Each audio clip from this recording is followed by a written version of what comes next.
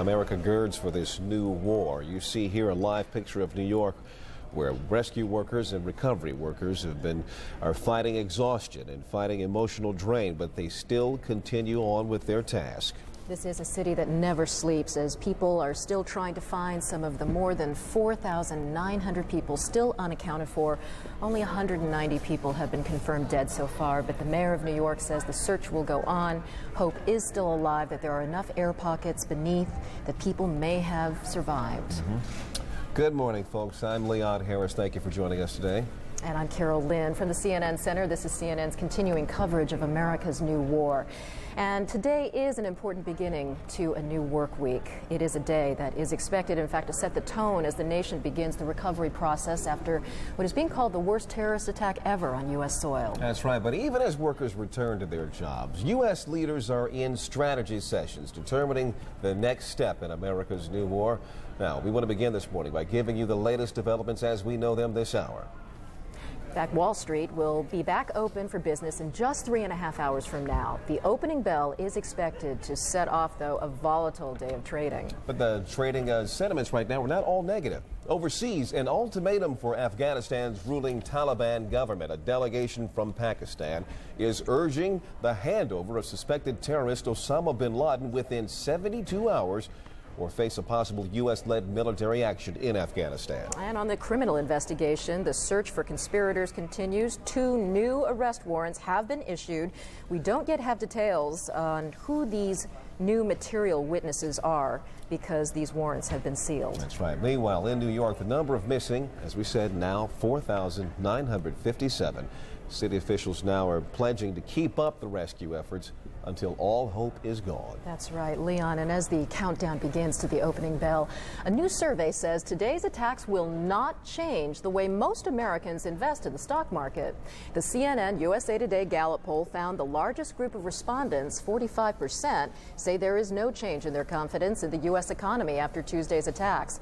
37% say they have less confidence, and 16% say they actually have more confidence. Now, when asked how likely they would be to invest in the stock market after the attacks, 10% say they are more likely, 11% say they are less likely, and 77% say the attacks will have no impact on how they invest. Of course, we have extensive live coverage for you ahead in this hour. CNN financial news correspondent Fred Katayama is in Times Square monitoring the NASDAQ, covering the European markets. Richard Quest stands by in London.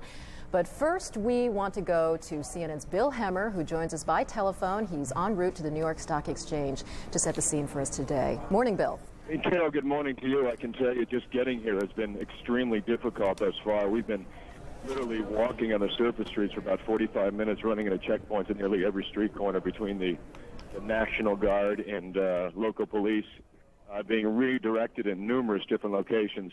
I can tell you what we were told over the weekend, though, that subway travel would not be completely open, but a number of stops near the exchange would be here for traders to get in, employees to get in, and those who can still do business in the financial district. But we don't know whether or not that subway travel is indeed as successful as some have said it would be over the weekend, because we haven't tried that route just yet. But I can tell you security is extremely tight, and even coming down Broadway this morning, the telecommunication cables and lines that we've been talking about being laid over the weekend, trying to reestablish things here, continue at this time.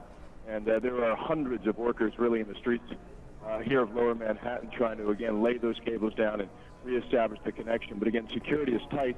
And the other thing I think is quite remarkable, just walking down in this part of Manhattan, at this point it looks like we're getting in. That is good news. We've just been given the okay to get past another checkpoint here. The other thing that strikes you, though, in this part of New York City, though, is the World Trade Center is just about 3 blocks away from here. And when the traders come down here and the employees who knew so many people inside the other security firms in Manhattan, this could be a very emotional day because, you know, the smoke and the steam still billows away. And at numerous points when you pass the blocks, I'm sorry, we're just being stopped again, Carol. I apologize. Thank you, officer.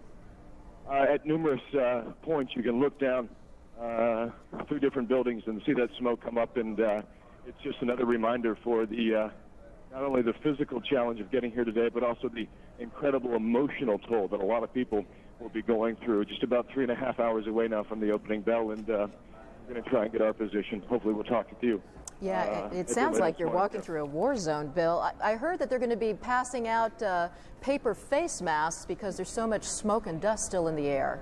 Yeah, the report we have is that the New York Stock Exchange will make available about 5,000 of those masks, and there is still, a fair amount of dust and floating through the air down here, and the smart people have those nearby, and at this point, clearly that's the logical thing to do. Yeah, all right. Well, stay Carol, safe. one more thing. We just came around the corner here to Leavenworth, and I don't know if you've seen the exterior of the New York Stock Exchange, but there's an enormous American flag draped across the front facade. And for those reporting to work today, and the reporters showing up here today, we talked about the financial pillar of strength in the U.S. and this being one of those great symbols.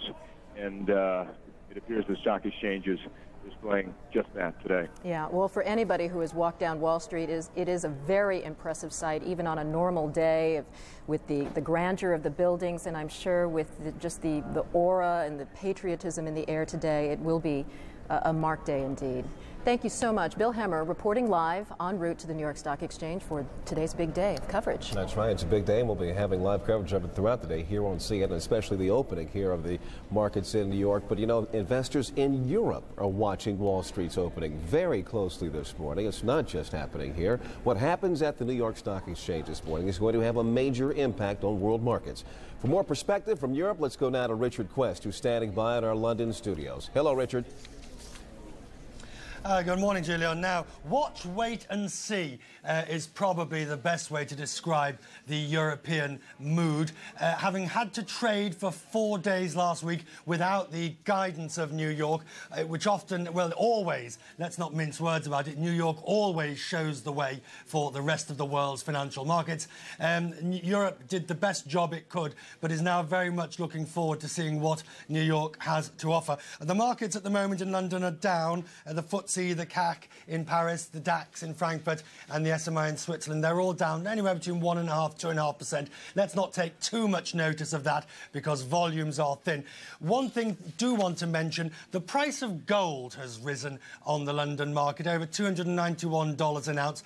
Now that's significant because at times of unease with the prospect of retaliation by the US and other nations, so gold is once again being seen as being a good store of value.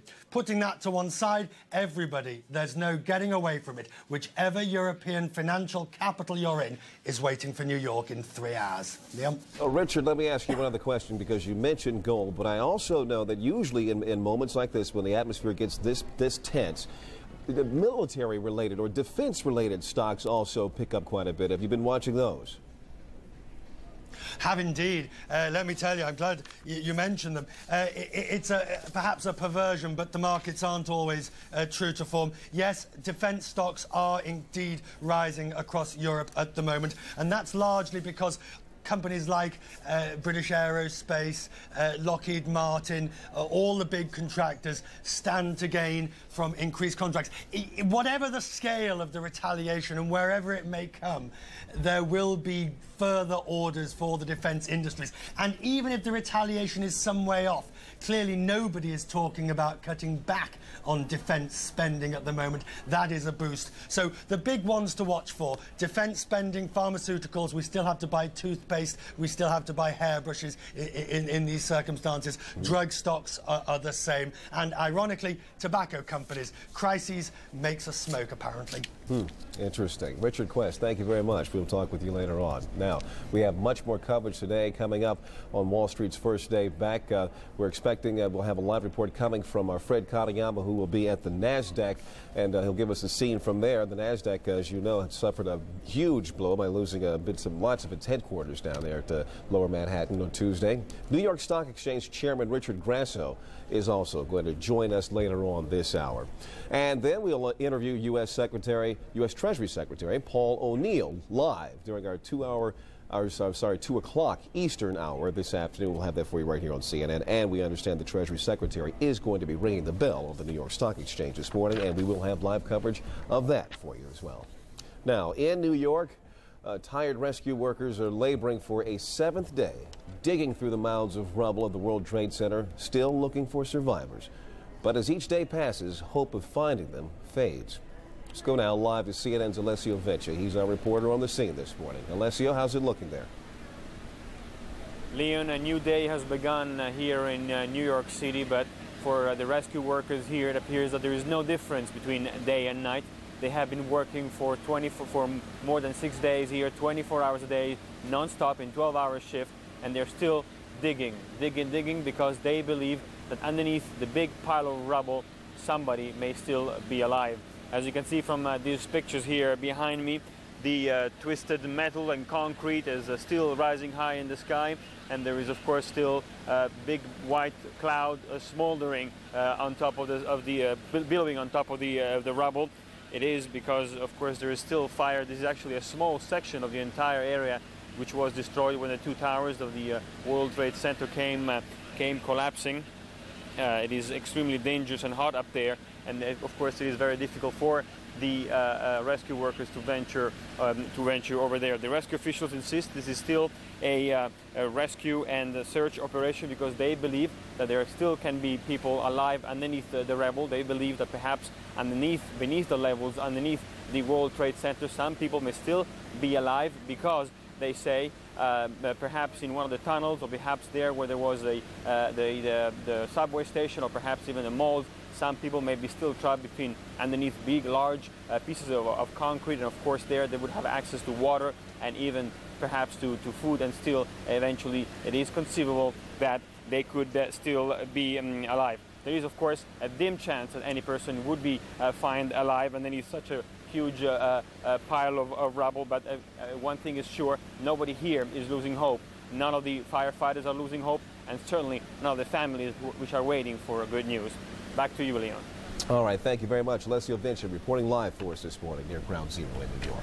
We are still working on many more stories, and we'll bring you more on the investigation into this crime scene as well. We're going to take a quick break, but first we want to bring you some memories of Americans. That's right. CNN's Frank Sesno takes a look at some of those killed in Tuesday's Pentagon attack.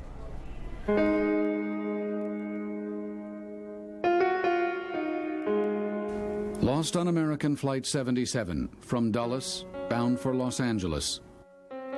Paul Ambrose. Engaged only 1 week, he was planning to marry his girlfriend in Spain next fall. A doctor with a master's degree in public health, Paul was working with the Surgeon General to address racial disparities in health care. He was not behind the controls that day, but Wilson Bud Flagg was a pilot for American Airlines. He was traveling with his wife Darlene and their friend Barbara Edwards, who taught French and German at a Las Vegas high school. Stephen Jake Jacoby was COO of a paging company, MetroCall, on his way to a conference in California. His colleagues say the fact that his company's service continued during Tuesday's tragedy is a tribute to Jake's hard work. Chandler Keller was an engineer at Boeing and what his wife of 1 year calls a real Renaissance man. She says Chandler cooked, surfed, skied, camped, and could do just about anything. Michelle Heidenberger was another American Airlines employee. For 25 years, she served as a flight attendant. She's survived by her husband, a pilot for US Air, and their 2 children. Michelle's family says she died trying to protect her passengers and her crew. American Airlines Flight 77 crashed into the Pentagon around 9:40 a.m. Eastern Time on September 11th, 2001.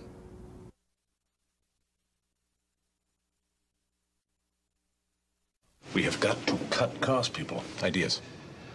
We could open an account on FedEx.com, save 10% on online express shipping. Okay, how about this? We open an account on FedEx.com, we save